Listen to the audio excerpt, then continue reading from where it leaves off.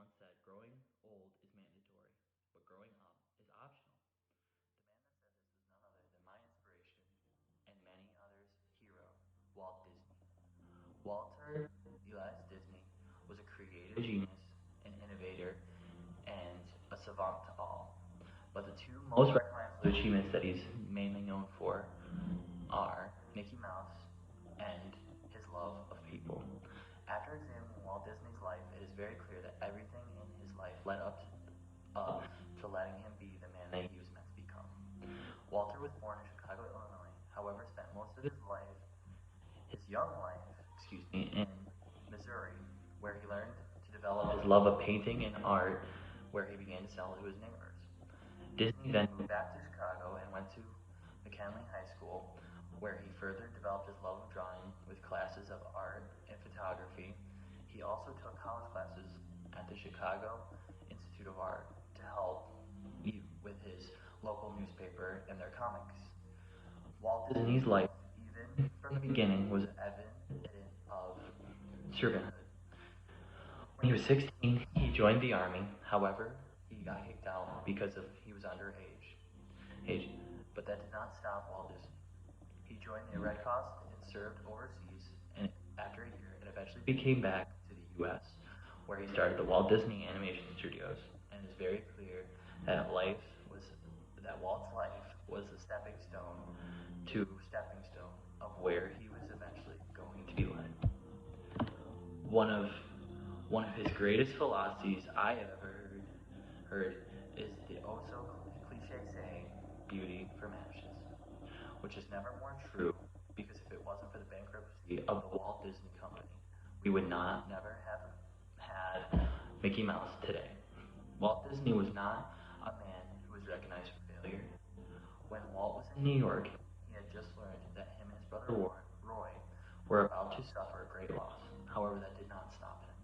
Of course, he knew that he had to come up with a new character to spark excitement in his young brother's company. And that's exactly what he did. Mickey was created on a train ride back to Hollywood, and although it was just a sketch, Walt knew that the development of Mickey was not of his own work, but a multitude of people. Which brings me to my next point. Walt cared about people. Time and time again, Walt never not credited his success to people. One time he was asked to elaborate on his creation, and all he could say was, "You can design and create and build the most wonderful place on earth, but it takes people to make the dream a reality." Disney loved people, and he loved to entertain, and use entertainment to bring people together. One important aspect that not many businesses realize is that in order to run a successful company, you have to care about the one person. Walt did.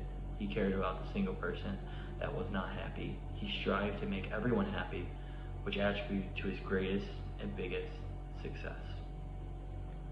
Time and time again, Walt has shown us that if you have a dream, that even if the risk of failure is near, you should never subside to making that dream a reality. It was quite evident that he has never had a dream that he did not achieve. If he wanted something, he would do it. And I believe wholeheartedly that we should follow the same principle. I personally have never had the opportunity before he passed to meet Walt, but I think that everyone knows him simply based on the fact of the legacy that he left behind. His world.